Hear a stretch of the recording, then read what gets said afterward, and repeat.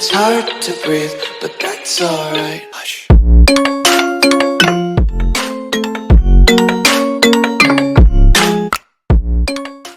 Alright, what's up mga kapsat? Good morning! For today's vlog, pag-usapan na naman natin itong si Bato de la Rosa. Anong ginagawa niya ngayon, guys? Nako po!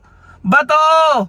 Talaga lang! Sino kayang maniniwala dito sa mga sinasabi ni Bato? Pero bago yan, pakinggan muna natin yung kanyang Tatay Diggs. Ano bang sinabi ni Tatay Diggs noon, guys? No? Meron ito, no? Pakinggan muna natin bago natin umpisan si Bato. O, ito. Oh. You cannot give promises. Parahin na lang ang pangako mo. You dedicate president.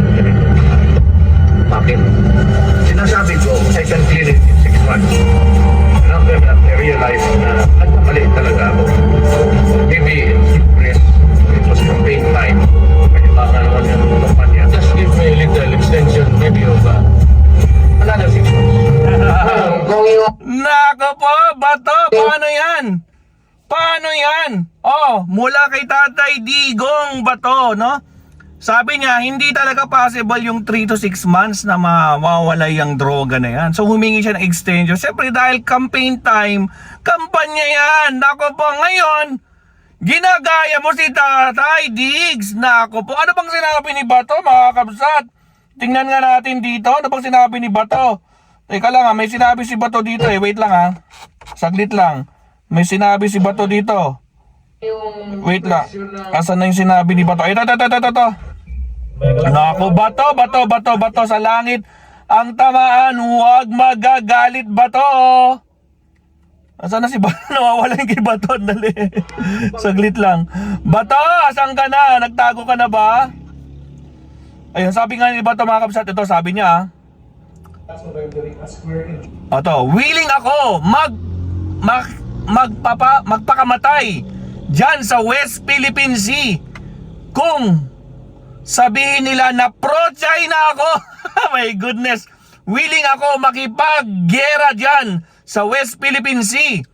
Sabihin nyo pro-China? Question mark. Hinahamon ko nga sila. Kung gusto nila, bigyan ko sila ng baril. Wow! At bala.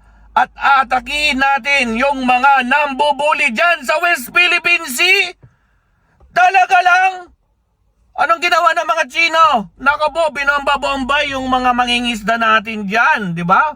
Pati yung mga navy natin dyan. Nako po. Ngayon sasabihin mo, makikipaggera ka dyan sa mga China? Talaga lang. Dapat noon pa, ilang taon ka nandyan sa Senado. Biro mo, 6 na taon kang nandyan. Wala kang ginawa sa West Philippine Sea. Tapos ngayon sasabihin mo, ipagyayabang mo, manghahamon ka, pupunta ka, makikipagpatayan ka dyan sa West Philippine Sea.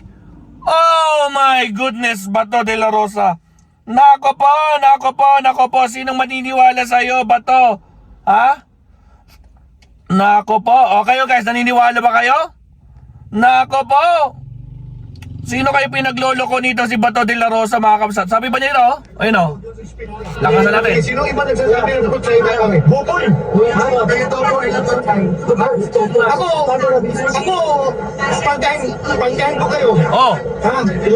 Ako magpapakamatay dyan sa West Philippines kung sabihin nila na pro-China ako.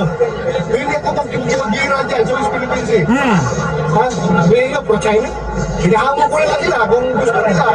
Bigyan ko sa mga pala. Tingin natin yung mga nagpupuli dyan sa West Philippines Nako po, talaga lang Bato Pero natatawa ako guys. Ang daming nagpo-post dito mga basat na yung pinost natin to. Ang dami guys, magbabasa ako ng ilang comments saglit. Ang dali lang Ito, sabi dito mga kabsat. Sabi ng isang nag-comment sa ating post mga kabsat, no? Naku, 74 votes. No vote to Bato, all Duterte, PDP, Alipores, etc. Pro maka-China. Madragis. Robin nga, kumanta ng Bayang Magiliw, lupang inirang, pero pro-China din. Si Bato pa kaya na loyal sa Duterte? So maniniwala kayo guys, no? Nako ba, sige nga, sama mo si Robin Hood at Digonio. Mga jet ski, mag jet ski kayo kung totoo. Talaga, no? Binabasa ko lang guys O, lokohin nyo ang mga loyalista. Hoy, hindi no.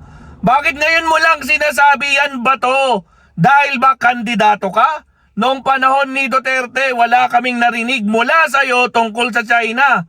Diba? Sabi, di boboto. Ano? Hindi ko nagets tong kanya. Medyo typo error to. Adola amom, lukbit mo. Madragis ka, nakilokado pa yung kasama. Mga sinungaling, sinabi nyo na yan. Pero pag nakuha nyo na gusto nyo, mga boto, mga Pilipino, sasabihin nyo, joke lang. Yun nga, diba? Tulad ng sinabi ni Tatay Digong. Stupido kayo, naniwala kayo sa sinabi ko na pupunta ako sa West Philippine Sea, na mag-jet ski ako. Sinong maniniwala doon? Tapos tinawag, paniwalang-paniwala tayo dahil sa statement niya yun, diba? Dahil kampanya nga, diba? Tapos hindi rin nangyari. Tapos at the end, sasabihin ni Tatay Digong, mga stupido kayo, stupid, sabi niya doon eh. Tragis. Tapos ngayon, si Bato, as in, talaga Bato? Nako po, bakit? Bakit mo sinasabihan Bato? Dahil ba number 16 ka na sa survey ng Okta Research? Kinakabahan ka na dahil kolelat ka na? Wala ka sa top 12? Nako po, Bato. Anyway, mga kapsat, no, meron pa akong isang kon dito.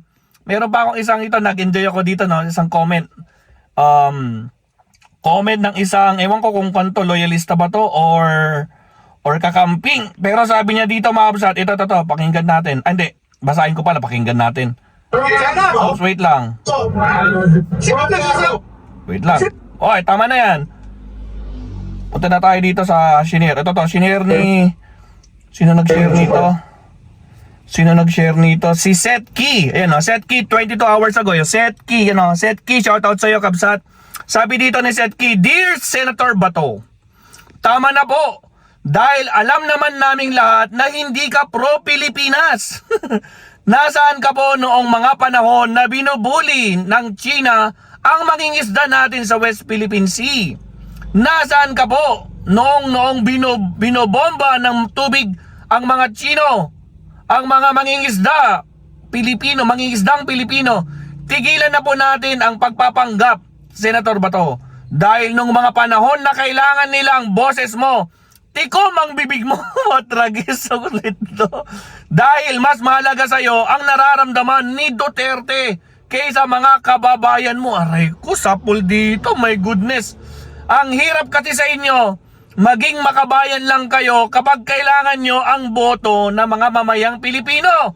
Hala, oo nga, pag kailangan nila yung boto ng mamayang Pilipino, nagiging makabayan sila. Real talk to ha. Nagiging pro-Pilipinas kayo kapag tagilid ang suporta na nakukuha nyo sa sambayanang Pilipino. Exactly, parang yung survey, number 16 na lang si Bato. Hindi lang po sa pagkikipagdigmaan o giyera maipapakita ang pagmamahal sa bayan, hindi dahas ang kailangan natin para masabi na mahal natin ang Pilipinas.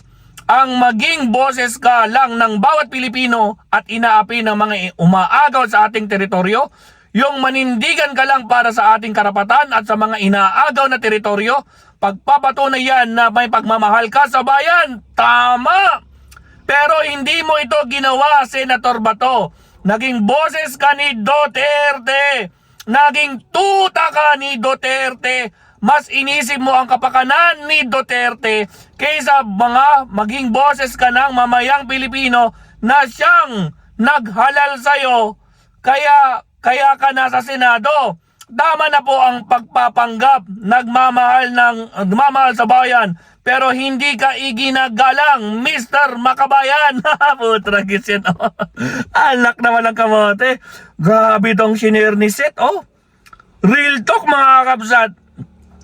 Anyway, mga kapsat, so talagang kahit anong sabihin ng mga yan, hindi na tayo magpapabudol. Tama na yung minsan, binudol na tayo ni Duterte. Ipaglalaban niya Pilipinas sa West Philippines. Nagkaroon pa nga sila ng gentleman agreement dyan, di ba? Nako po, ngayon pa kaya? Ay, sinong pinagloloko nyo? Nako po, kaya kayo mga kababayan, wag na wag kayong magpapabudol ulit, mga kakabsat. Mahirap na, nako po.